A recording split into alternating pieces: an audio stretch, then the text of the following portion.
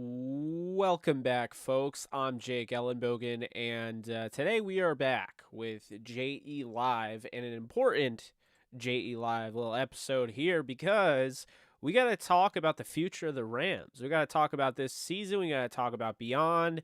We got to talk about why I changed my opinion on two things. But before we do that, I would just ask if you enjoy this at any point during this presentation or whatever you want to call it, be sure to hit the thumbs up button, also known as the like button. Everything is now easier to find on YouTube. Shout out to them. I think the new UI looks unbelievable. I think it looks amazing. Everything is so clean. They even rounded the images and everything. So YouTube looks different. You're not going crazy. YouTube looks different for a reason.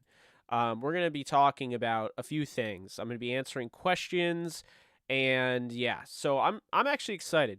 I'm excited to get into it because two things that changed as far as my opinions. First thing is, last time you saw me live, obviously I think I calmed down a little bit since then. Definitely a big time on the podcast with Cam.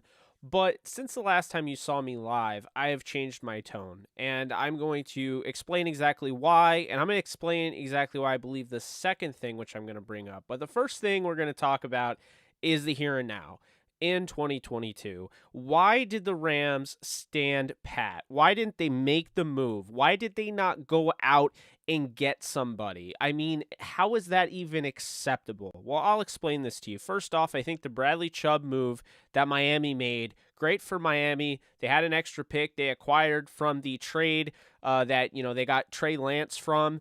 But hate to break it to you, that didn't make any sense for the Rams to send a first rounder, a fourth rounder, and a running back. According to what they did with Chase Edmonds, that'd be like them, sending Darrell Henderson, a third and a fifth, and then a first rounder.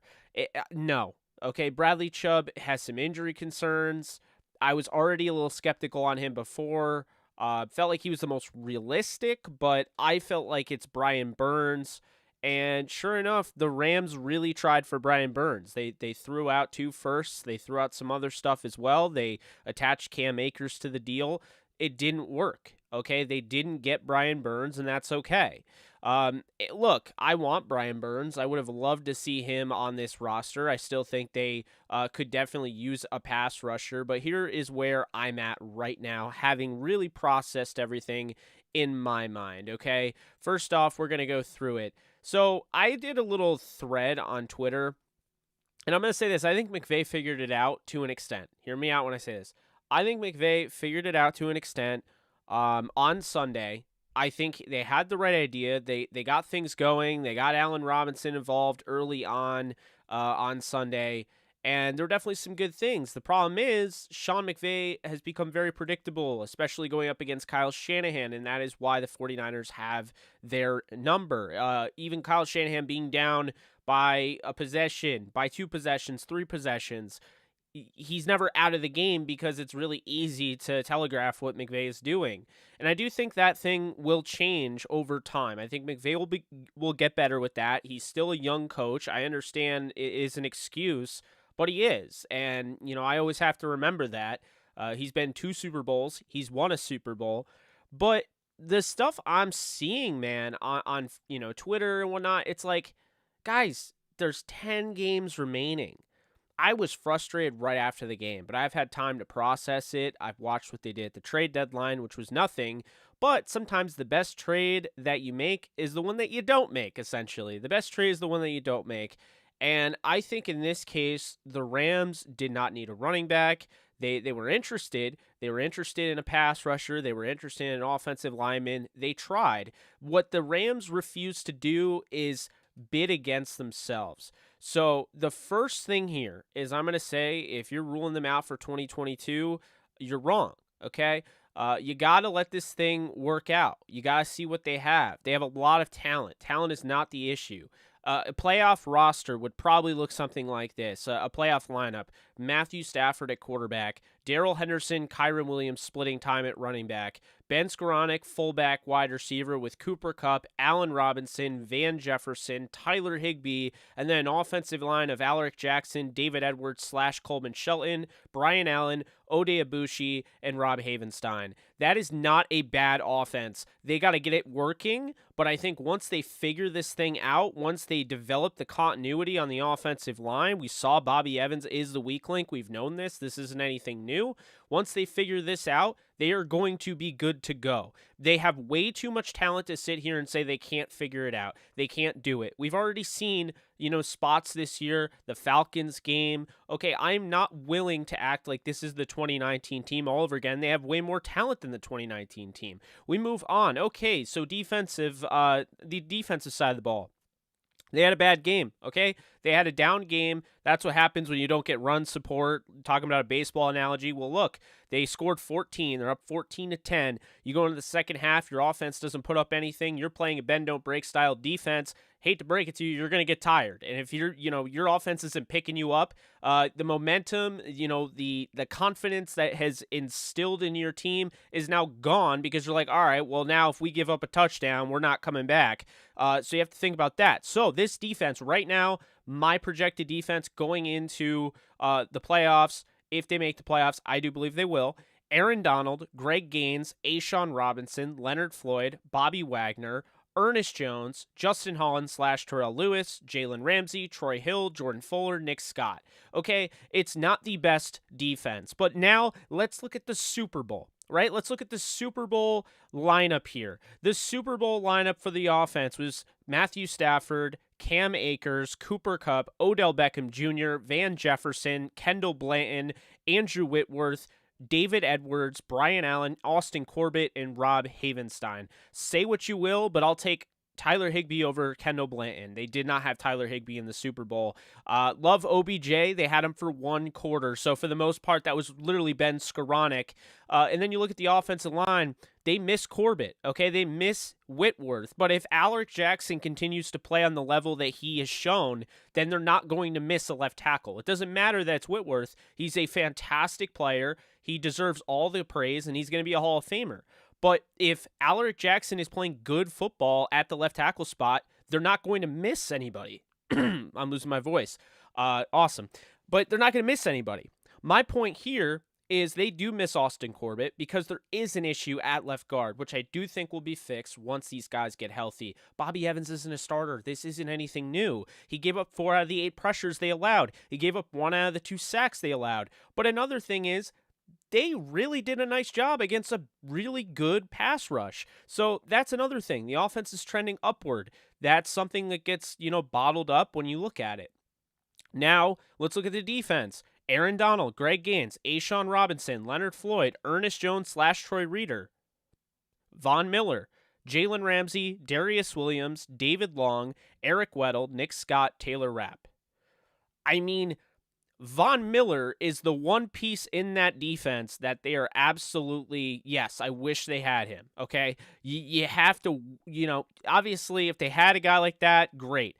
But here's the thing, okay? Now they have to figure out a way to win in a different way, okay? They're not going to beat you, hitting you over the head consistently with the pass rush that they had last year. But here's the thing, okay? I'm actually seeing some similarities here, but they have way more talent than the team I'm going to bring up. Okay, last year's Bengals team was a team that was just not great, and then all of a sudden kind of started to do well, despite the fact that an offensive line was just a turnstile for them. And I feel like right now, Sean McVay is in a little bit, he has this mixed bag here, okay? He has this mixed bag where he's like, on one hand, I have all this talent. On the other, I'm not confident in the offensive line. So I think now he's seen 2 games where the offensive line has given him enough time. They don't have to go into it, short passing attack and all. And I really think at the end of the day, we're going to be talking about this team. They're going to get it figured out, and they're going to have a chance to compete in the playoffs, and they're going to be a tough out because I don't expect Sean McVay's offense to never figure it out, okay? It's week 9. They're going up against Tampa Bay. If they can get some sort of confidence boosted, they can take down Tampa Bay's defense.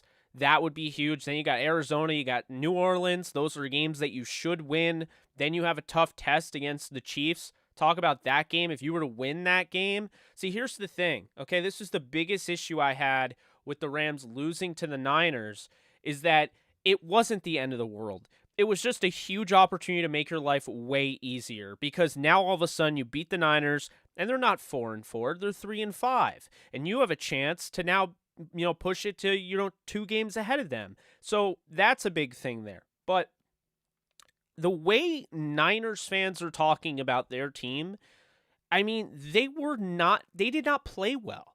Okay, they did not play that well this year. They beat the Rams twice. So they match up well with the Rams. They've built their team to take down the Rams, but they don't play the Rams again this year. You have to play other teams. You have to come out of the bye and play the Chargers. Chargers should be better. Okay? You lost to the Bears. I don't care if you play in a monsoon. The Bears did too. You lost to them. You lost to the Falcons, right? They lost to the Falcons. I mean, they got destroyed by the Chiefs.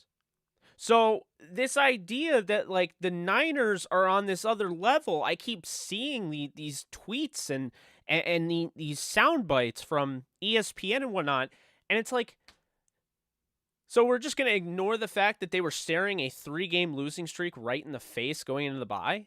Really? I mean, they're 4-4. If the Rams win against Tampa this weekend, which I believe they will, guess what? They have the same record. Oh, the 49ers have the tiebreaker. That's great. That's great. Well, guess what? If the 49ers were to lose to the Chargers and the Rams beat the Cardinals coming out of their bye, right? Then guess what? The Rams can win out and the Niners can win out. And at that point, the Rams would still have one more win than the Niners. They control their own destiny, essentially. Just about. I mean, there are little bits and pieces here that obviously not, but they play Seattle twice.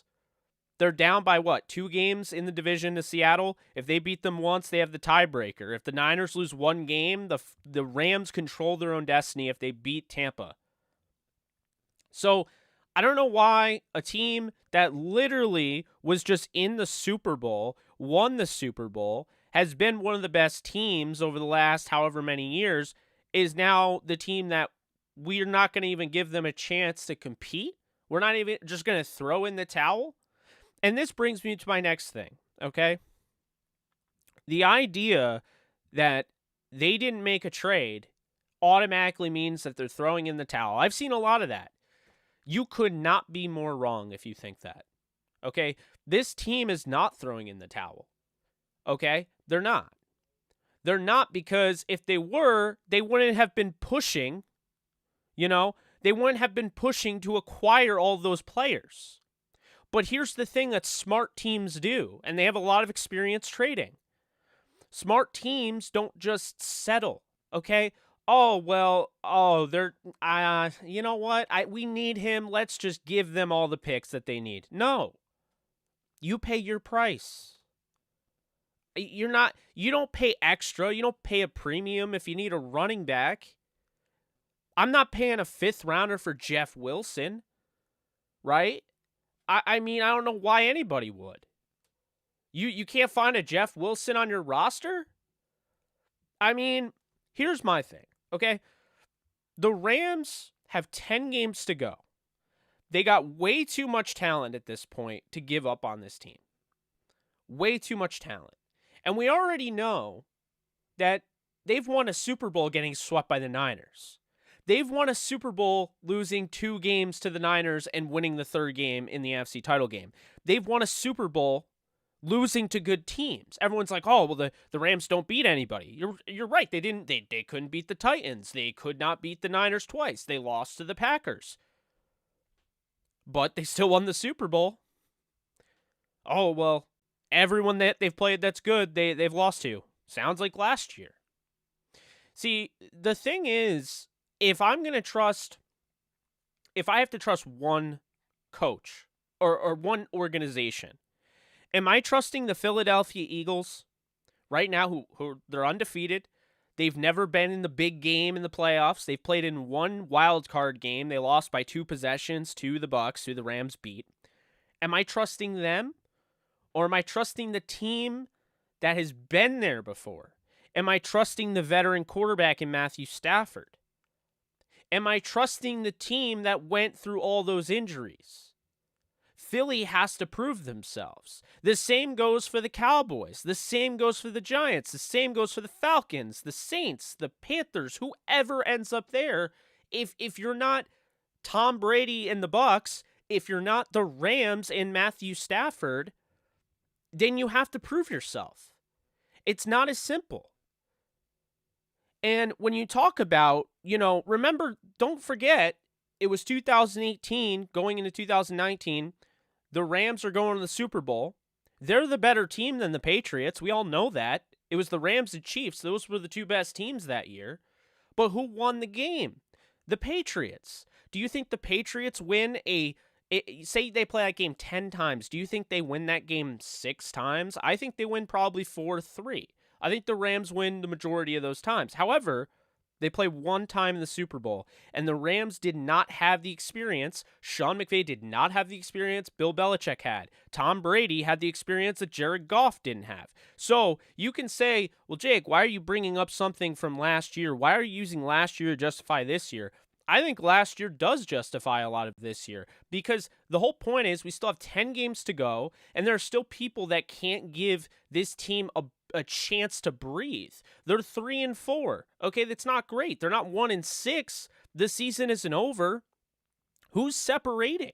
Who's separating from this team right now? Who is absolutely separating aside from the Eagles and the Bills and maybe the Chiefs? I mean, if you really look around the league, this is the way it is this year, folks. I mean, let's just go over the playoff race right now, because it's not what we're used to seeing. I mean, you look at the NFC, and the Rams are the 9th seed at 3-4. Okay, Philly's 7-0. They have an easy schedule. They'll probably be the number 1 seed. The Vikings are 6-1, so the Vikings, you do that. Okay, and the Seattle Seahawks are 5-3. They haven't played the Rams yet, right? They played the 49ers once. They got blown out. Atlanta's 4-4. The Rams beat them. Dallas Cowboys are 6-2. And I'm not really sold on the Cowboys. I don't think they're a bad team. But again, they didn't show up in the postseason last year. Can I count on Dak? New York Giants, 6-2. They're not that great. It's a nice story. Dable's coaching them well. But there's 10 games to go, and if you think that, at the end of the day, if you think that the New York Giants are going to end up only losing 4 games, I don't know what to tell you. They're not that good, and the record is going to catch up. The 49ers are 4-4, okay? They got the tiebreaker over the Rams. But like I said, I mean, they've lost 4 games too. So the Rams have lost 4. They just haven't played another game. So they almost have the same exact record. If the Rams win this weekend, they'll have the same record. Washington's 4-4. Tampa Bay is 3-5. That was everyone's NFC darling. Tampa Bay. Oh, Green Bay, 3-5. Another NFC darling. Arizona, I told everybody they were overrated. They're 3-5. They're 1 game behind the Rams. New Orleans, 3-5. Bears, 3-5. There are 14 teams that have at least 3 wins. So we can continue to be negative here, but this is wide open. And just because they didn't, spend a premium, which I'll also say this, them being the top dog, okay? Them being the top dog, if you want to take down the top dog, if you want to take down the reigning Super Bowl champions, why are you trading to them? Why are you trading to them? Why would you make it easy for the Rams to build their team back up? Okay? Why would you do that? So, do I think the Rams had to offer more than other teams?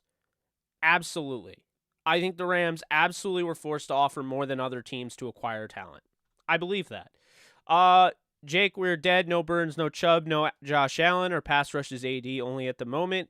Appreciate you donating, Roger. I'll just say this right now. Leonard Floyd just had 2 sacks, and he had his best game of the year coming off the bye.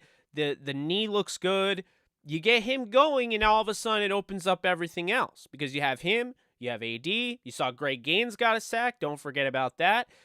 So I don't hold on a second. Don't bail on this team. Gammon, appreciate you donating. 49ers fan here. We are not on another level. We were one game away from having the exact same record we held this time last year. By this logic, everyone should concede the division of the Seahawks. Guys, this is what I'm talking about. Gammon, thank you. I absolutely agree. This is literally where we're at right now, is that people don't even know how to react because there's not really a lot of separation in the league right now. It's why the trade deadline, despite the fact it's the most trades that's ever happened in a trade deadline history with 10, I think a lot of that was because everyone watched from their couch as the F them picks team won the Super Bowl. So I think a lot of teams are trying to copy their formula.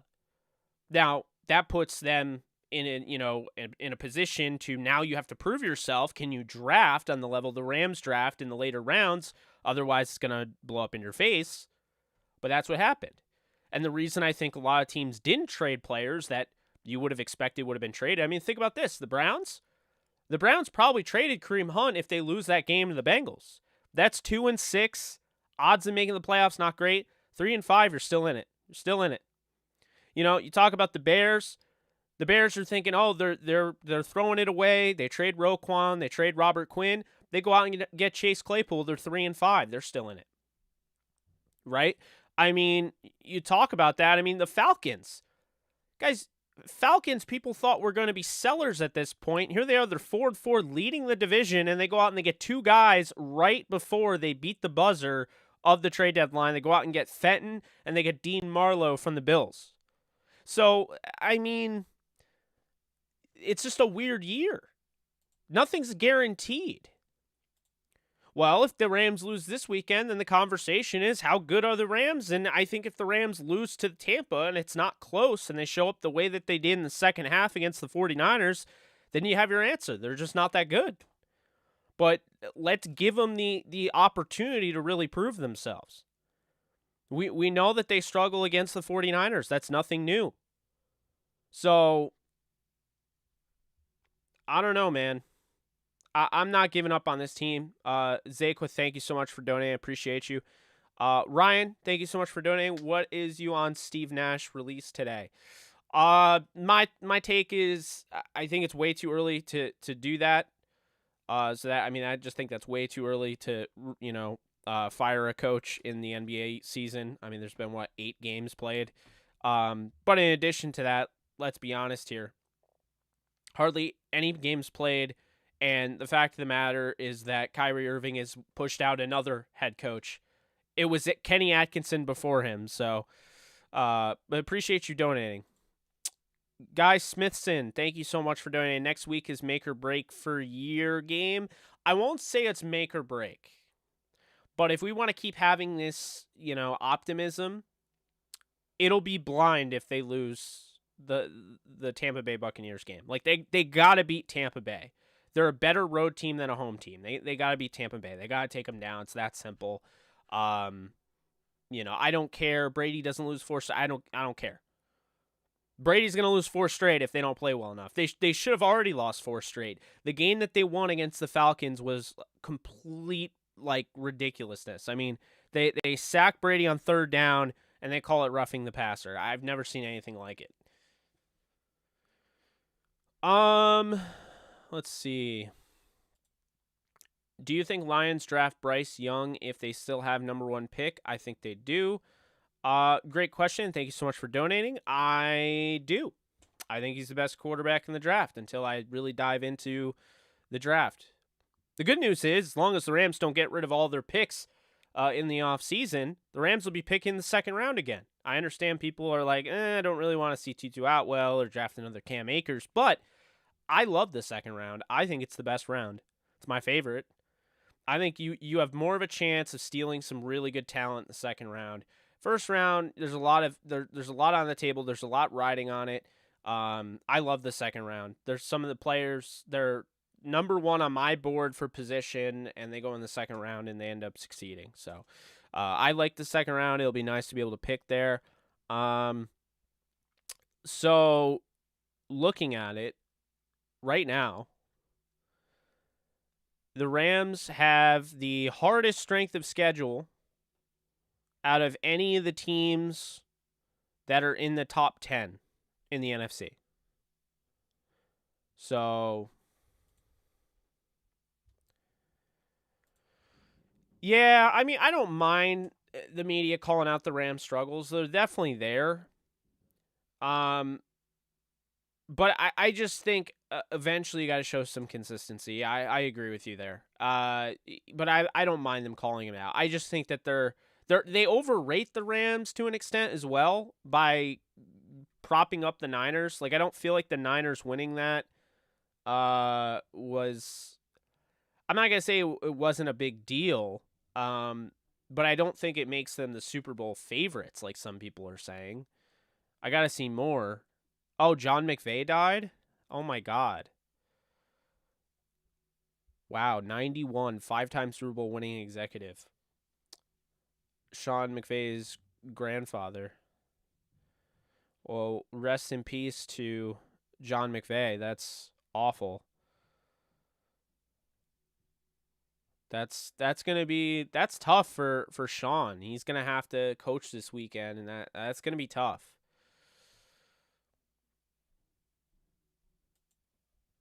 Gammon, I can't believe I am consoling Rams fans. Guys, gals, look, you're not out of it until you have 9 losses. Fundamental arithmetic. The weekly mood swings. Yeah, I mean, exactly. Yeah, you're really not out of it until, you get 9 losses, and then an 8-9 team probably isn't making the playoffs.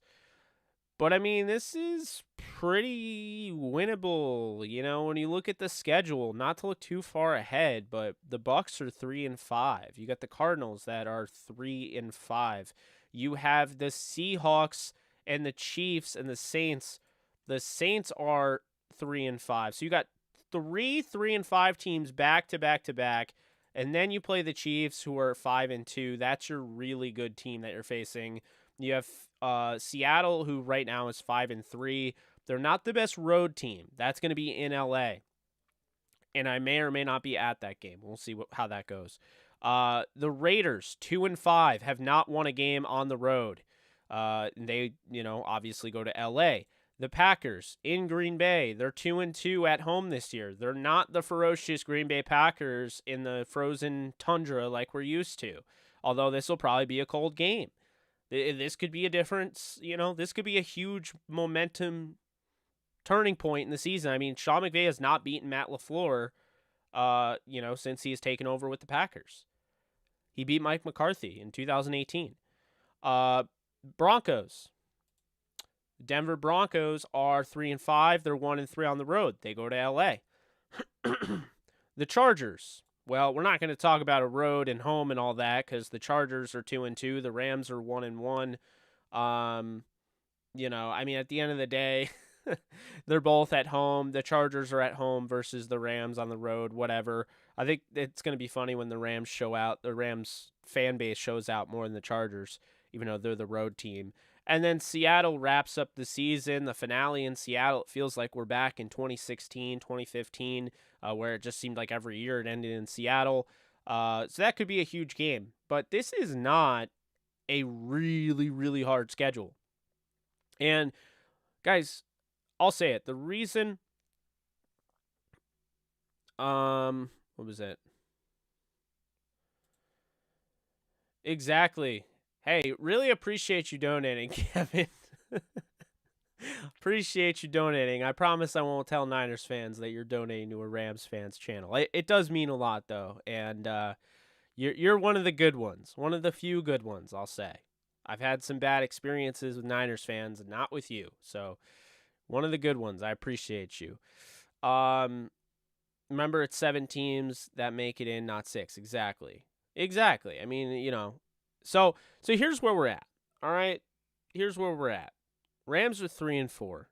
They got a lot healthier coming out of the bye. Brian Allen's back. He played a whale of a game, didn't give up a pressure.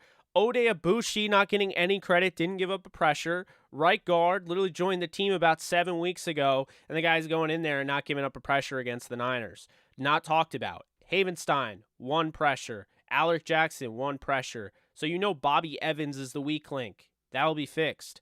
So then you look at the running backs, and you're like, oh, Darrell Henderson didn't get going. You know why? I mean, he only had 4 carries for 16 yards, 4 yards per carry. That's all right.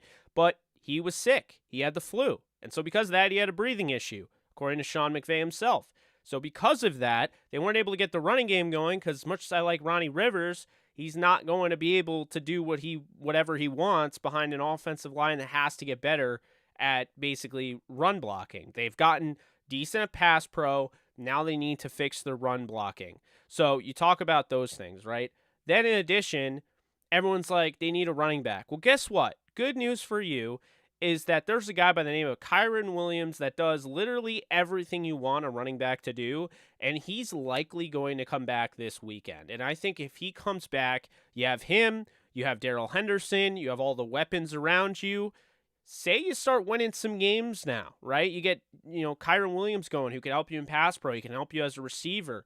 You don't believe me? Go back and watch the tape at Notre Dame. I mean, this guy's a talent.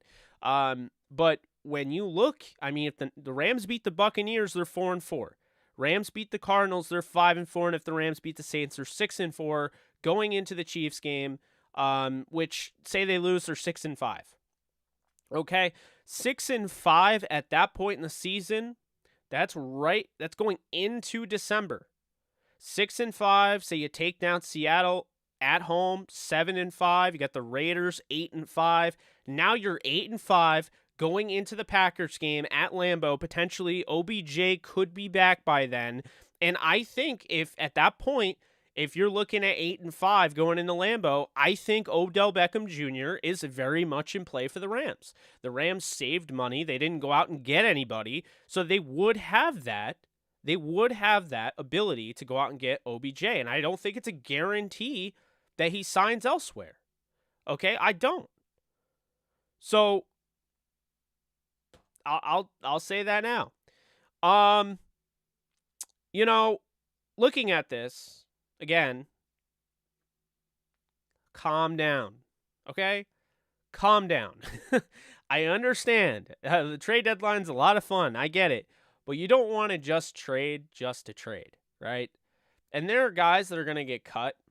Like when teams start they start reeling a little bit and they don't look like they're going to make it, they're going to cut certain players. We saw it with OBJ last year. We've seen it in the past. Players are going to get cut. Or Ronald Jones could become available. You add him to your running back depth. That's not bad. You go out and get OBJ. That's not bad. Maybe you find a pass rusher that gets cut. You find somebody off the practice squad of a team and they think that he can contribute.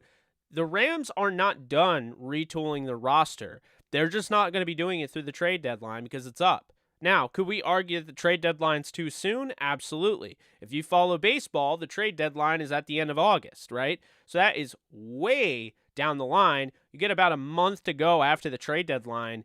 For the most part, I'll just say that right now, I think the trade deadline is too soon because not enough teams have really separated from contender, pretender, all of that. So while the trade deadline is a little earlier than I think it should be, doesn't matter. Trade deadline already happened. So now you have to move on. You have to find ways, evaluate your team. The Rams have shown they're not afraid to go out and get Attack McKinley, right? They went out and they gave him a shot. They could go and look at other free agents, maybe a Vic Beasley, somebody like that hasn't played this year and see what they can do. They could try, and I know people have mentioned it. I don't think they'll do it, but they could grab Chris Garrett off of the practice squad of the Vikings, right? You talk about maybe Daniel Hardy comes back at some point. So I think there's a really good chance that the Rams are 8-5 or around that going into the Packers game. And I think there's a really good chance they get OBJ back. If they needed him that badly, if they were that sure he wasn't going to come back, I think they would have had a trade done at the very least for another receiver, maybe a Claypool, maybe a Cooks, at the very least for Kendrick Bourne from the Patriots. They didn't get anybody. So I think they're good. I think they're good the way they are right now. They're going to wait and see how OBJ works out. They still have his locker set up and everything.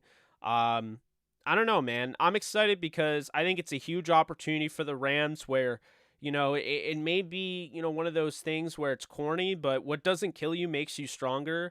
And if the Rams get past this, they are going to be a pain in the ass for teams for years to come, because this is going to be a thing for Sean McVay.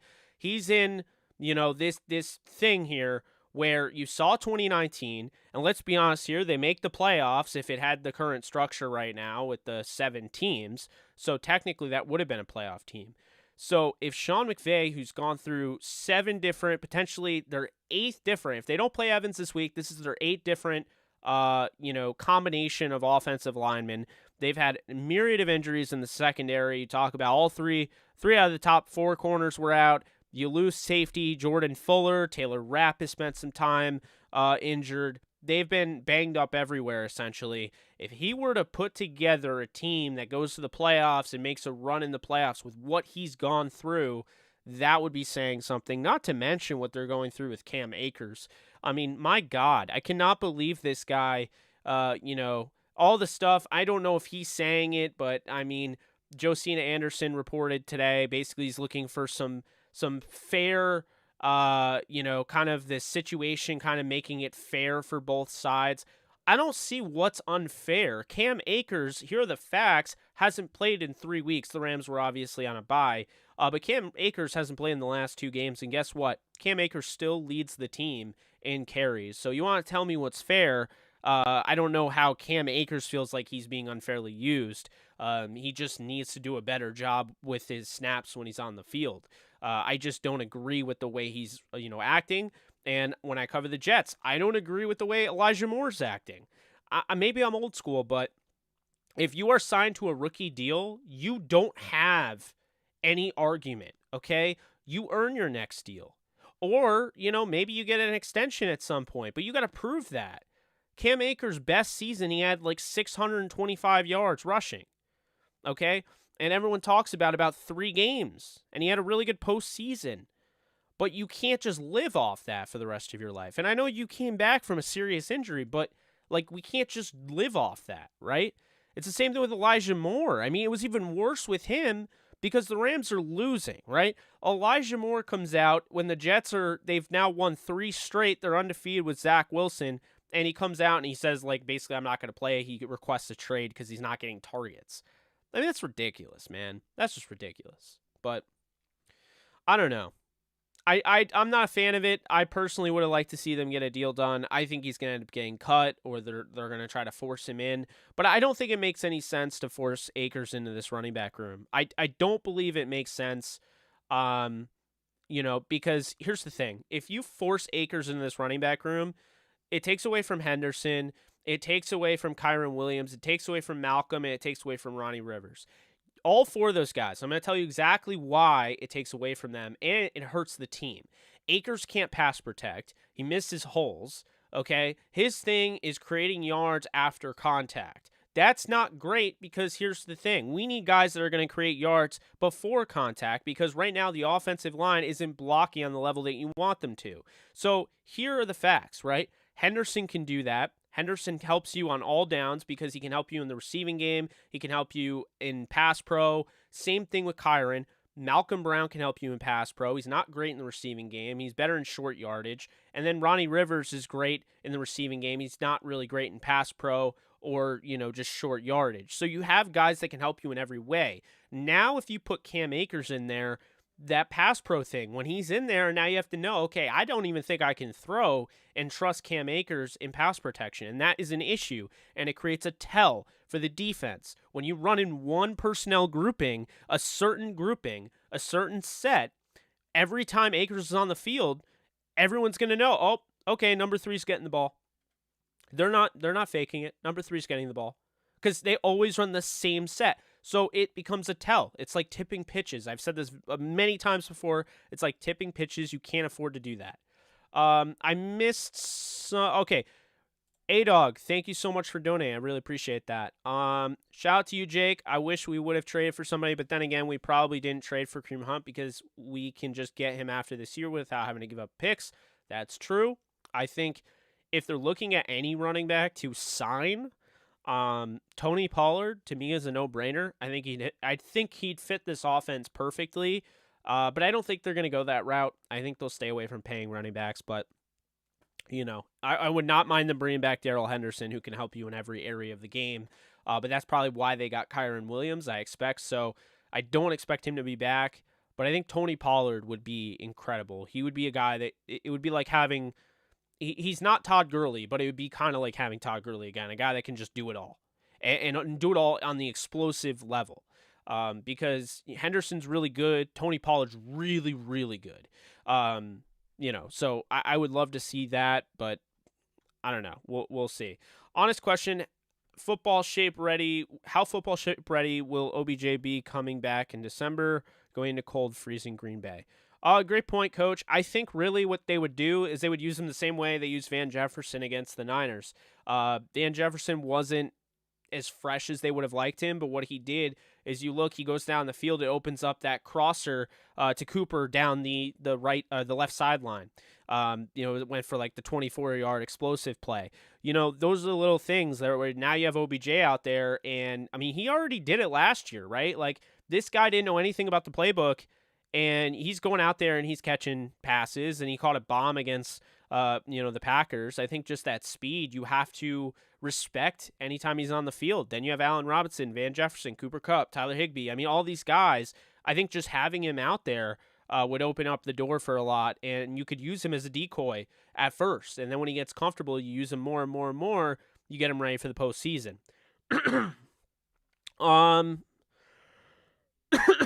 Let's see here.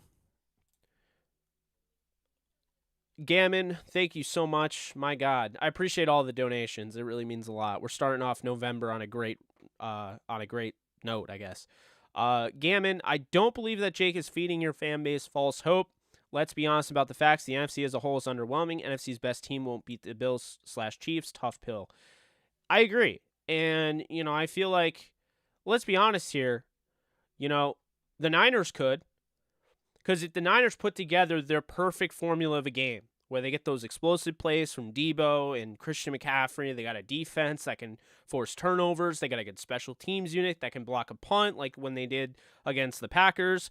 Let's call it like it is. I mean, the 49ers, in the right circumstance, if they play their style of game and they dictate the tempo, they can beat a Chiefs team in the Super Bowl. They could beat the Bills. The Bills haven't proven they can win the big game. Josh Allen has not taken them to the Super Bowl yet, so keep that in mind. So, yes, the 49ers could. The Rams could. They have the talent. So if the Rams figure this out, they have the talent. Their defense is allowing the fewest explosive plays in the league. Keep that in mind. In the league. You can say what you will about the bend don't break defense, and I get it. I understand. They should probably play a little bit more up when you're going up against Jimmy Garoppolo and the 49ers, especially when Jimmy just is trying to target one area of the field, which is the middle, the short passing attack.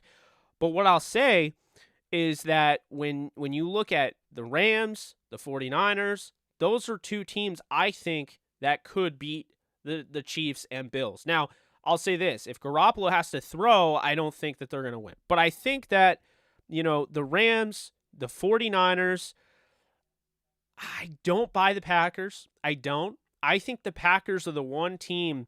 You can say what you will about the Rams not making a move. The Packers not making a move to fix that offense was mind-boggling to me. They needed a receiver, and they did not go out and get one. They offered a 4th-round pick for Brandon Cooks, and that is laughable. It's almost as laughable as offering the veteran minimum for OBJ. The Rams easily outbid that last year. So they're out of it. Now, Tampa, Tom Brady, all that, I don't think he's the same Tom Brady this year. I mean, maybe he is. I don't know. Maybe it's just a bad year. I don't know. I have not liked what I've seen out of Tampa there. So then, who else? Dallas, they haven't really won a playoff game. They have not gotten past the divisional round since they won the Super Bowl, which was years ago. So no. So then you look at Arizona, Seattle. I mean, no, not really. I mean, I don't think Geno Smith is going to win you a Super Bowl. Maybe he does, and this is going to be a hilarious soundbite later on. I don't know, but I don't think so. So, I mean, who at that point? You look at the Vikings. I think the Vikings going out and getting TJ Hawkinson, the defense playing the way they are, they made the right move to go out and get Zadarius Smith like I wanted the Rams to do. I think the Vikings are a team. I said this before the season. I had the Rams and the Vikings in the NFC title game. If the Vikings are playing the Bills or the Chiefs in the Super Bowl, I think they have what it takes to do that. Now, Kirk Cousins hasn't been in that moment, so keep that in mind. But right now, you're right. I mean, the NFC as a whole is underwhelming. And the NFC's best team right now is Philly. And Philly has an easy schedule the rest of the year. They could go 17-0, but that doesn't mean anything if they can't win in the playoffs. And I like Jalen Hurts. I like what they're building. But could you sit there and tell me you trust Philly in the Super Bowl with Jalen Hurts not really having the experience, with a young coach who got outcoached his last time in the playoffs? I mean, maybe Sirianni's it. But I'm just saying, 49ers, Rams, Vikings, those are teams to look out for. I'm not really sold on Tampa. If Tampa beats the Rams, all right, let's put them back in that conversation. But right now, Rams, Vikings, and 49ers, I feel like we're back before the season started, and I was saying this. The Saints are way worse than I expected, and that's how I feel. So, it is underwhelming. It is. It's an underwhelming NFC. There's been seasons where this could have been a lot worse for the Rams to be 3-4. They are in the thick of things, man. They win that game, they're 4-4, and then they got, I think, a decent schedule. It's not extremely tough. It's not the easiest, but it's not the hardest. And this is a team that, hey, they had to win some tough games down the stretch last year. So let's not forget about that. I mean, look, I'm not saying it's going to be perfect. But you look at last year, I mean, this team starts out 7-1. And I said this, start out 7-1. They're dominating Houston. Anyone should dominate Houston, let's be honest here. But they're dominating Houston, and they take their foot off the gas a little bit in the third quarter. And remember, I went live after they won this game 38-22, and I was mad. Because I felt like they took the starters out way too early. They kind of just had a lackluster end to the game. And I thought, stuff like that carries on to the next one. Sure enough, you go to week 9. They played Tennessee at SoFi on Sunday Night Football. And they lose 28-16. In a game that, honestly, they probably had every opportunity to win. You wouldn't know it, but they did. Stafford had a horrible interception near the goal line. Pick 6, yeah. Then Monday Night Football, they go to San Francisco and lose 31-10. And that they had no chance of winning. I'll be honest with you, what you saw on Sunday was way more competitive than what we saw on Week 10 against San Francisco last year. Then they have a bye. They come out of the bye, and they lose. They lose to the Packers. 36-28, and they had every opportunity. They fumbled a punt, I believe. Every opportunity. Then they beat Jacksonville, Arizona, Seattle, Minnesota, Baltimore. Those are tough teams. I mean, Jacksonville wasn't great, but Minnesota's fighting for, some playoff push there. They beat them despite Stafford not playing well. That was an all three phases game. It took Brandon Powell's return to really help them out there, 30-23. They beat Seattle 20-10. Tough game. Was not easy. They beat the Arizona Cardinals 30-23. Guess what? In that game on Monday Night Football, they're without Jalen Ramsey. They're without Tyler Higbee. They're starting Kareem Orr at corner. And they're finding ways to win. They destroyed Jacksonville. Exactly what you want to see. Baltimore was tough. No Lamar Jackson, but still this team is talented, and they're pissed. That was their year. They felt like that was their year. Everything went off the rails. They lost their entire running back room before the season started. And in Baltimore, not easy. They came through, OBJ with a 4th down conversion. They win the game 20-19. And then they dominate San Francisco in the first half, 17-0. The 49ers come back and they win the game in overtime, 27-24, pushing the 49ers into the playoffs. It took until week 18 for the Niners to earn that playoff spot. The Rams had already been in the playoffs at 12-5. So then They go on. They destroy Arizona. They beat Tampa 30-27. They beat San Francisco 20-17, and then they beat Cincinnati 23-20. You want to tell me they didn't face adversity in those 3 losses back to back to back? Tennessee, San Francisco, and Green Bay? You want to tell me they didn't have to earn it, with players out against Arizona, against Seattle, against Minnesota, against Baltimore? Those were tough games, and they won those. But this is another thing I'll say, okay? Because I find this very similar situation last year.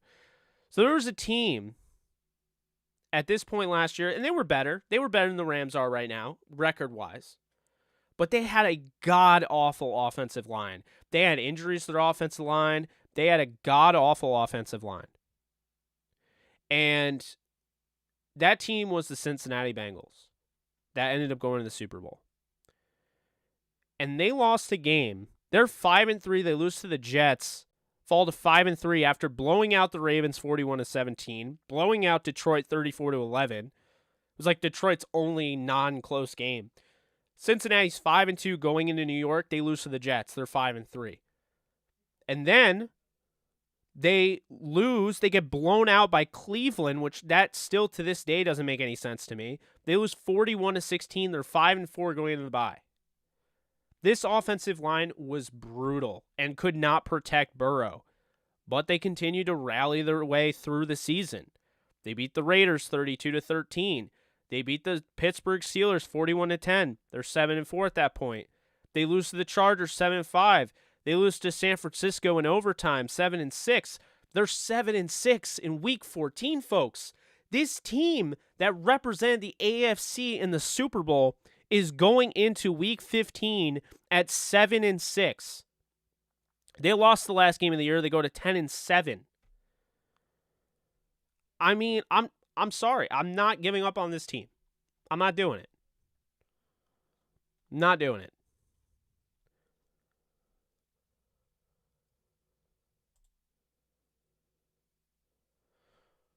I'm going to press you on your ability to remain objective. Do you honestly believe? Right now, no. I'm saying if you could get the perfect game script for any of those teams, not the Hawks. I don't buy into Seattle. Not yet. But if you could get the perfect game script with the 49ers and the Rams, everything goes the right way.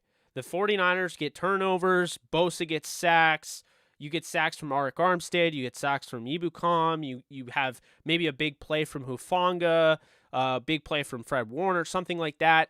And then you get those explosives from Christian McCaffrey, from George Kittle, from Deebo Samuel. If it goes by your game script, how you want to play the game, and then you are able to run the football with McCaffrey, run the football with who I would imagine, if we're talking this late in the season, it's Elijah Mitchell, you're able to run the football with Ty Davis-Price and all those guys, then at that point, I think the Niners can beat anybody.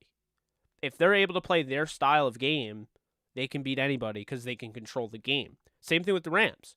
If the Rams play that bend-don't-break defense and they're holding you to field goals and that offense is clicking on the level that they were at times last year and earlier this year against the Falcons the first half, if they're clicking on that level, you're not beating them. When the Rams are clicking and they got Cooper Kupp, who's the best receiver in football, and they get Allen Robinson going, and maybe they have OBJ at this point, or they have Van Jefferson or Tyler Higbee in his best season yet so far, Stafford, decent offensive line, and then that defense, they can beat you. Seattle, I don't think can beat you. Because Seattle, they could run the ball well enough where you're like, all right, that's fair. But I don't think that they could beat you. But are they on the same level as the Bills and Chiefs right now? No. They have to get there. 2 4-4 teams that the Rams win. 2 4-4 teams is not going to match what the Bills and Chiefs are doing. And I'm still not sold on the Chiefs. I'm sold on their ability to score points, but their defense has never been, it's never been great. And they didn't go out and get a lot better. They added more to their offense. The Bills, they've had some injuries in their defense, but they're getting Trey White back. So they'll have an ability to acclimate him to what they're doing. And they got a pass rush headlined by Russo and Von Miller. But that's the thing. Like, they have no experience. The Chiefs have experience, like, in Super Bowls. I mean, it's all, after that, it's all very interesting how that could turn out. You're welcome. Happy to help. And I appreciate you donating yet again. Yeah, Kupp is expected to play against the Bucs. I have no doubt the Rams are making the playoffs. The question is, are the Rams going to go back to the Super Bowl? Are they going to figure this thing out to the point where they're able to get back to the Super Bowl? And I liken it. It's very similar to the Patriots because I really, like I said, I'm not even trying to be, bitter about it. I'm really not. Who thought the Patriots were better than the Rams and Chiefs that year? Who? I mean, you watched the Monday Night Football game, the 54-51. That was the Super Bowl. That was what should have been the Super Bowl. Everyone would admit that. Those were the two best teams. But the Patriots having that, experience was what pushed them over the top. And I honestly think what pushed the Rams over the top of the Bengals, despite having all those injuries, is the fact that I think Sean McVay was in a better position. He had been in this spot before, already been in the Super Bowl, and he outcoached Zach Taylor. So, I mean, you look and you're like, all right, Patriots went 11-5. They destroyed, I won't say destroyed, they won 41-28 against the Chargers. And then they beat Kansas City by 6 in overtime. And let's be honest here, if Dee Ford isn't called offsides, if they miss that call, Brady threw a pick to lose the game. So, I mean, But in that season, New England lost to Jacksonville 31-20. They lost to Detroit 26-10. They lost to Tennessee 34-10. They lost to Miami 34-33, and they lost to Pittsburgh 17-10. I'm just saying. I mean, was Pittsburgh even good? Yeah, they were all right. 8-5-1. When they lost to Miami, Miami was 7-6. When they got destroyed by Tennessee, Tennessee was 5-4. When they lost to Detroit, they were 1-2. I don't know, man. Yeah, you're right.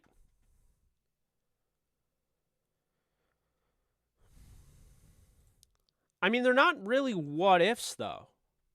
If we were talking about a lesser talented team, then yeah, it would be hard for me to make these assumptions. And even I, halfway through, would be like, all right, this is a little ridiculous. And I would call it out if it was. But this team just won the Super Bowl. And the turnover on this team is greatly overstated.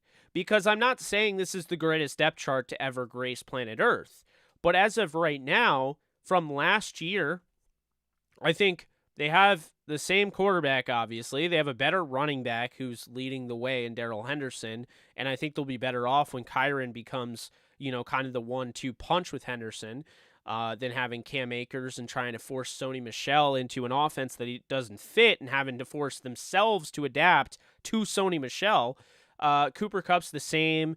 Allen Robinson, he's not as good as OBJ, but we also don't know because we don't see him utilized on the level he should be. Van Jefferson versus Van Jefferson. Who are you taking? Ben Skoranek this year versus Ben Skoranek last year. Way better Ben Skoranek this year. Then you look, okay, Tyler Higbee having his best season so far. I mean, Kendall Blanton was the starter going into the Super Bowl. He literally gets hurt on the first play, and Bryson Hopkins takes over. I'll take, Higbee. Then you have left tackle. So who's left tackle? You got Alaric Jackson at left tackle. I would rather have Whitworth. You got David Edwards probably going into the playoffs this year. You got David Edwards at left guard. David Edwards played left guard last year. Brian Allen at center versus Brian Allen at center. Then you got Corbett versus Ibushi. What I'll say about this is Corbett's clearly better. He's way more talented. But Ibushi looked really darn good last week to the point if he continues this, then I don't think it's a loss. I mean, Corbett's better, but you can't pay that, right? Then you got Havenstein versus Havenstein. Okay, we go to the defense. Ashawn versus Ashawn. Greg Gaines versus Greg Gaines.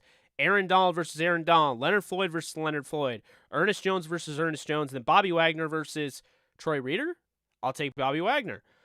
Justin Hollins versus Von Miller. I'll take Von Miller. Then Troy Hill versus Darius Williams. I think that's kind of a push. I mean, I might take Troy Hill there. Jalen Ramsey versus Jalen Ramsey. Then you have Nick Scott and Taylor Rapp versus, and probably Jordan Fuller will be back, versus, Eric Weddle. I love Eric Weddle, but would you take Eric Weddle right now? I think people are forgetting that they were really banged up, and they just played through it, man. They just played through it. So I think there's a chance that OBJ comes back. I'm not done with that. I'm not willing to say that it's over. And I think they just got to keep winning. If they're able to win against Tampa and they keep winning, then I think OBJ is definitely going to have a lot to think about. Because, yeah, okay, you might have a chance to win in Buffalo, and you might have a chance to play with Von Miller, but he loves home, and if the Rams offer him the deal, and they're like, hey, we need him, he's the final piece of the puzzle, then he's going to be like, hey, I had a home here in L.A., This is where I feel loved, this is where I want to be, and if they offer me the money, then yeah, I'll stay here. Why would I leave? If they start winning games, I mean, if they're 8-5 going in the Packers game, I think he stays. But, we'll see. As far as other guys, Traven Howard at some point is going to come back. Quentin Lake at some point. Jordan Fuller. Daniel Hardy was mentioned. I don't know if he's going to come back. He had an ankle injury, and I don't know. But it would be great to have him because they just don't really have a lot of edge depth. That's another. I'd like to see them make another move. I think somebody mentioned D Ford. I'd be all for D Ford. I agree, but I think at some point the glass is going to shatter. He's trying to do too much. You got to just trust that you have a decent enough offensive line. And here's why. Ready for this? The Dolphins' offensive line is just as bad. Probably worse. And look at what the Dolphins' offense is doing. Okay? I mean, this is what I'm talking about. This is why they have the talent. It's been the play calling. And I think Sean McVay will get that figured out. Because if you look, Tyreek Hill almost has 1,000 yards, folks. He almost has 1,000 yards. He's 49 yards away from 1,000. Jalen Waddle has 727 already. This team has been explosive. Tua Tagovailoa, doesn't matter that he missed that time with the concussion. He's got 12 touchdowns, 3 interceptions, 112.7 passer rating, and he's got a 69.9 completion percentage, throwing for nearly 1,700 yards.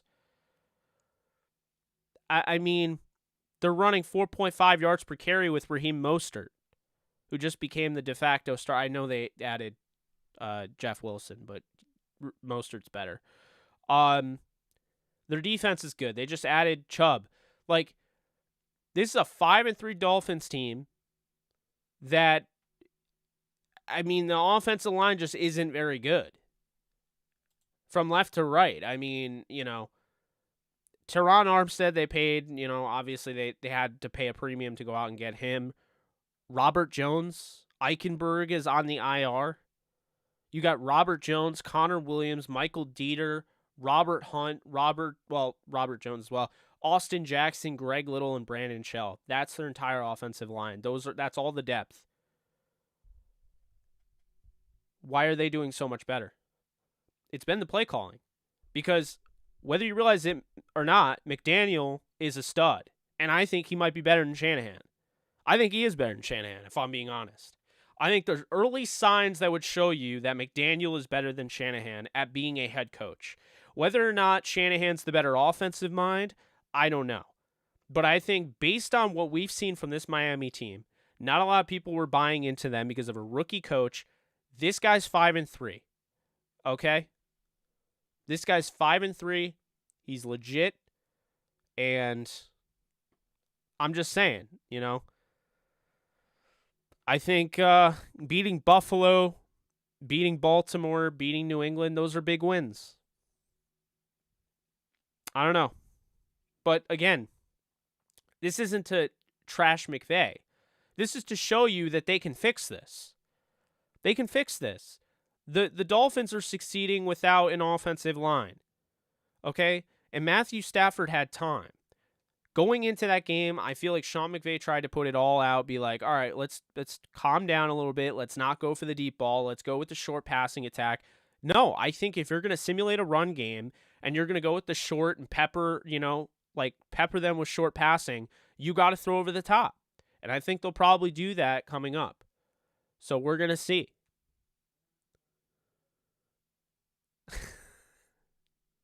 You're funny.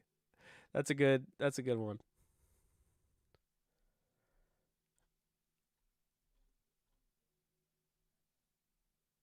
Dolphins front office too. They turned Trey Lance picks into Waddle, Hill, and now Chubb. Yeah, and now Bradley Chubb, which I think was way too much to pay, but they can do it because they made that trade. They're playing with house money at that point. Bradley Chubb is going to be on the same line opposite Jalen Phillips, who's top 8 in pressures. That's right. Jalen Phillips, best pass rusher in the 2021 draft. I tried to tell him. But yeah, he's having himself a season. You got Phillips, you got Chubb, you got Melvin Ingram, Trey Flowers. Well, Trey Flowers is on IR, but yeah, Dolphins look good, man. But this wasn't the point. The point was that, I think there's a lot that McVay can do better, and I think he knows it. And I think we're gonna see it this weekend. I think the Rams are gonna beat Tampa, and I think they're gonna rip off some wins. We saw hints of some really good things with the 49ers game. It's such a shame that the second half happened the way it did because they played a really good first half. And I don't know. It's painful to say the least. I actually live in upstate New York. I have family in Lawrence, Kansas. So that's why I added the Jayhawk banner. And you can't see it, but right there is 2022. It's been 2 championships this year. Love to see it.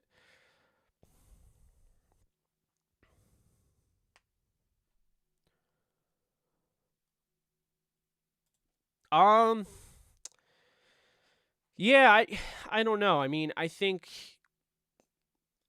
they probably went in with kind of an idea of what they wanted to do with their game plan against the 49ers, but that is a good question. Like, why would you stop running that? You had so much success against the Falcons with that.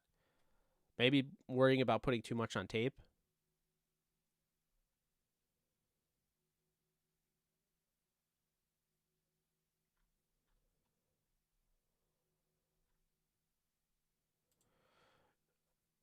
No, my point is that the Dolphins have a worse offensive line. They're making it happen.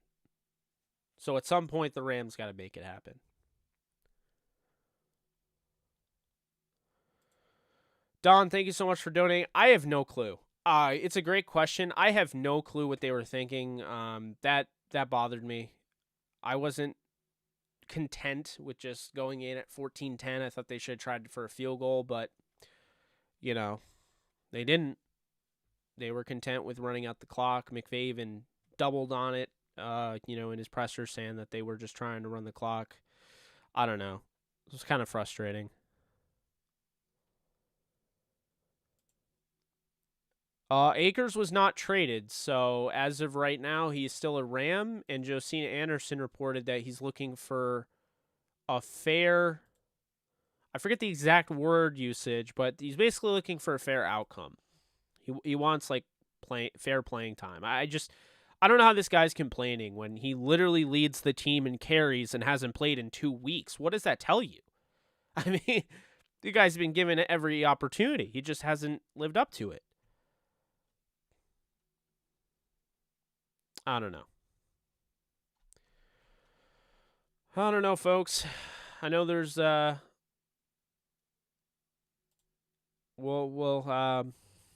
we'll probably figure it out. We're going to be recording DTR soon, Alexis and I, so we'll be dropping that 49ers reaction pod probably later tonight, I would imagine. And then Thursday, we'll have the Rams and Buccaneers preview. Guys, be sure to hit the thumbs up button, like, subscribe if you haven't already. Where is it? There we go. Oh, I don't know why it's all the way over there. All right. Yeah, be sure to like and subscribe. We have 84 likes. We have over 300 people in here. So be sure to hit that thumbs up button. It goes a long way for the channel. Let me tell you right now. It is a big freaking deal. So be sure to hit the thumbs up button or like or whatever you want to call it. I'll answer a few more questions and I'll hit the hay. Not really. I just got more work to do. But let's see here.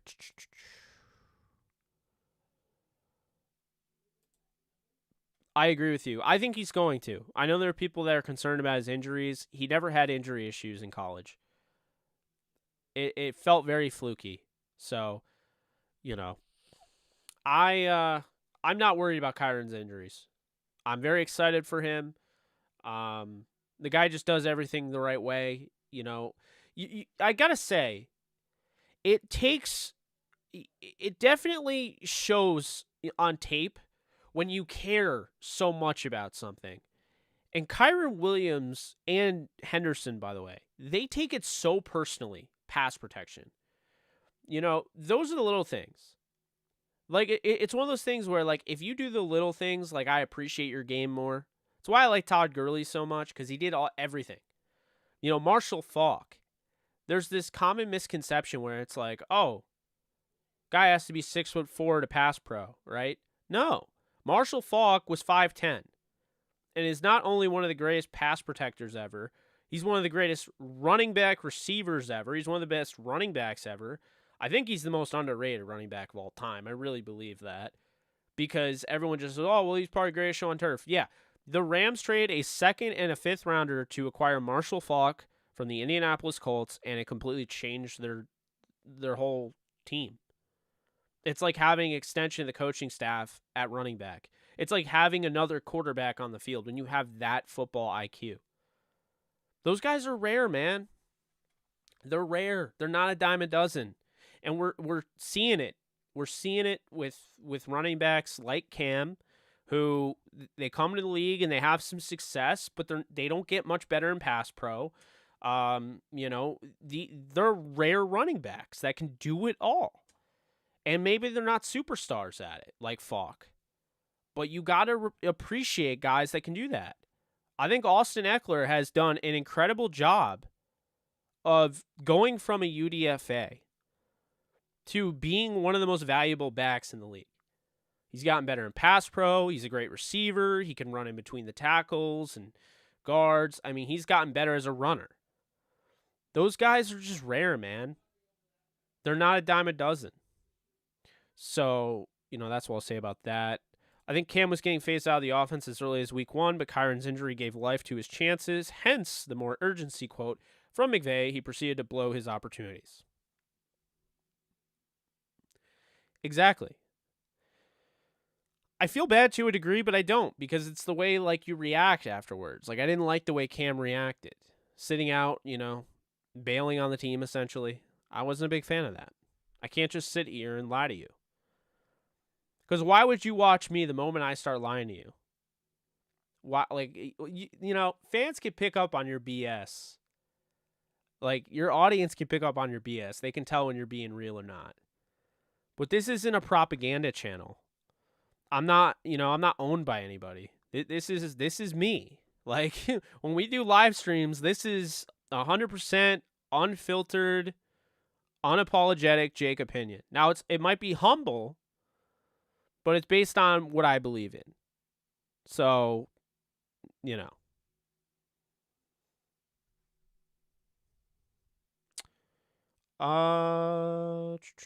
appreciate you, LA Rams. Been a KU fan my whole life. I have family in Lawrence, that's why. But I followed them my whole life, so. I wish I could. I gotta find an Orange Bowl one. I feel bad that I have that banner up for basketball and it looks like I don't care about football. I absolutely care about football. I watched that Orange Bowl the whole season, everything.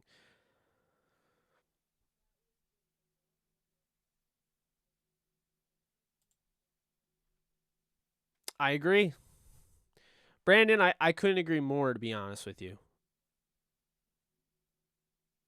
I just I don't know, man. I'm so I'm so over the we not me. I'm not over we not me. I'm over me not we. Like I get you have to set yourself up for success. You know, you don't get fully guaranteed contracts, all of that. Players aren't always given everything. But you were drafted in the second round, 52nd overall. You're the highest pick in 5 years and you're averaging not even 3 yards a carry, and you're going to sit here and complain and say the reason you're not doing well is because of the Rams not putting you in position to succeed. I mean, even if that's true, man, you're not handling it the right way. I'd say the same thing about Elijah Mitchell for the Jets, the other team I'm covering. Like Elijah Mitchell, I don't like the way he's reacted. They're 3-0 in that point. They're going through a 3-game losing streak. They're 500, they're above 500. The Jets are looking good, and now this guy wants to be a distraction. I don't know. I don't like it.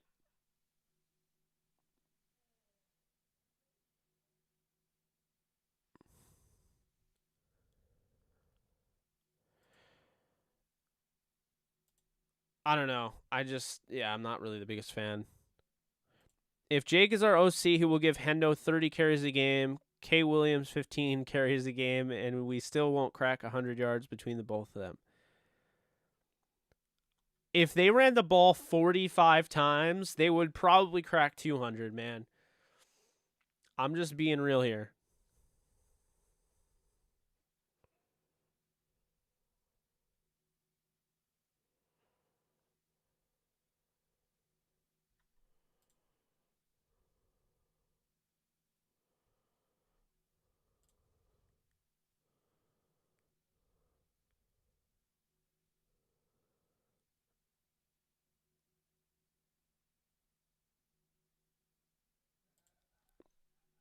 I don't know, man. Yeah, my bad. More. I get those two mixed up all the time. And Elijah McGuire, if you remember him. So Elijah Mitchell, I don't mean any offense. Okay, I might mix you up. If you ever see this, nothing against Elijah Mitchell.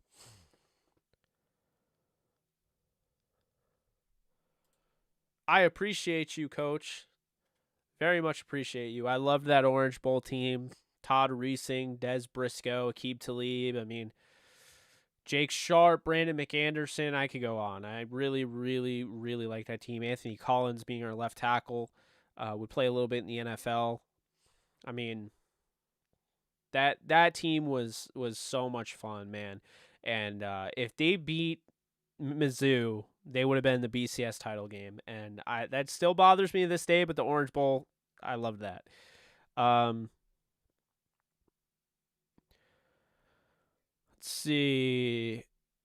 Jake could be a total kiss ass in hopes of landing a future job with the Rams, but he keeps it 100% real, even if it means shitting on their decision. It's why we love tuning in. Yeah, I mean, I'm never gonna do that, right? Like, I know it might hurt my chances, but at the end of the day, I try to do it in the most like professional way I can while keeping it real, like still being myself, you know. You can have a filter, but if it's too much of a filter, people are going to read right through the bullshit. And I'm not trying to be that. So, plan going forward, you get Kyren Williams back, and it's like, hey, we got a running back at the trade deadline. It's Kyren Williams. I know it sounds a little not really glamorous, but Kyren Williams we have not seen this year. I think he's going to be huge for them. You get Van Jefferson going. He already was able to generate some, wide open looks for Cooper Kupp. They had to respect that speed over the top. So, I think you look at those two things for the offense. You look at the potential of swapping out Bobby Evans maybe for a Matt Skura or whoever there, when David Edwards, Coleman Shelton come back, I think right then and there, the offensive line is going to start to really gel. And then you look at the defense, and you're like, the defense had a bad game, but before that, they've been outstanding. They've given up, 17-point average? I mean, they should win every game. So as long as the offense starts coming along, I think the defense is going to be ready to go. And I'm not done with this team. I can't stress that enough. Once again, guys, be sure to hit the thumbs up and like and subscribe if you haven't already. There's a very good chance he could be. Very good chance. I agree with you. But here's the thing, though, Brandon. I think this is what it came down to. There were too many teams that aren't out of it. And this is why I think the trade deadline needs to be bumped up. Like not up as in closer, as in later. Because the MLB trade deadline is like a month before the season ends. Just about. Not entirely. It's close. It's almost a month. It's a little bit more than a month. It's like a little bit more than a month of the season. Okay? The whole point of it is to not allow teams to tank and just drop their team. But the problem is, if you're doing it in, right before week 9 and half the league is 3-5, there's not going to be a lot of activity. And therefore, the trade deadline, no one's going to really do anything. That was the problem with today. Who's going to train offensive linemen when you're 3-5, you're 3-4, you're 4-4, you're 5-3? Who is going to train offensive linemen in a league where now you're playing an extra game, in a league where it's extremely violent? There's so many injuries. I mean, you can't even afford to train offensive linemen. It's why the Eagles kept Dillard. It's why the Bears didn't trade Tevin Jenkins, although they never should have considered it. It's why the Carolina Panthers didn't trade away even Cam Irving, who's not even playing. You can't afford to. The depth is like, I can predict, I can show you options, but I am not surprised that there weren't any offensive linemen traded. Bill Belichick's smart enough to know you need depth in this league, and if they lost the game to the Bears and then they came out and they lost to the Jets, okay, maybe it's a little different story, but they're still in the thick of things. They're not going to trade away Isaiah Wynn, who's a starter. Not going to do it. So, unfortunately, that's what ended up happening. I've been saying 11-6 since I watched this season. I said 14-3 going into it, or 3-4, 13-4 is what I said. But I've been thinking 11-6. I think they're going to lose 2 more games. If they lose another, 10-7. But I think they're 10-7 or 11-6. And hey, what was it? The Bengals, they got to the Super Bowl at 10-7, so that's funny.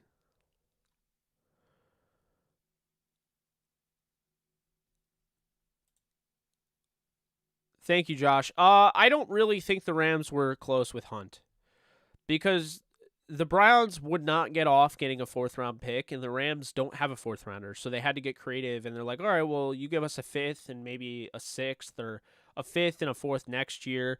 Another thing I'll say before I head out of here, and guys, once again, make sure to hit the thumbs up. Another thing I'll say is this. The Rams being the top dog, I think they had to pay more than everyone else. So if you missed what I said earlier, I believe that the Rams, what was a 4th-rounder to one team, the Rams would have to pay a little bit more. Because if you're a contender or if you're somebody, you want the Rams to have to pay. You don't want to be the team that facilitates their run again. No one wants to see a team repeat. No team in the NFL wants that. So I would not rule out that being the case. When do you think we'll find out about OBJ? Probably in December. Maybe right around December 4th, the Seattle game, we'll find out if he's coming back or not. But we'll see. We will see. 100%. When we know that because once the Burns stuff leaked, then all of a sudden the Broncos now are looking for 2 first-rounders for Bradley Chubb. It was ridiculous. It really was. So yeah. All the Rams have to do is essentially sitting at 3 wins. They just have to win 7 of their next 10.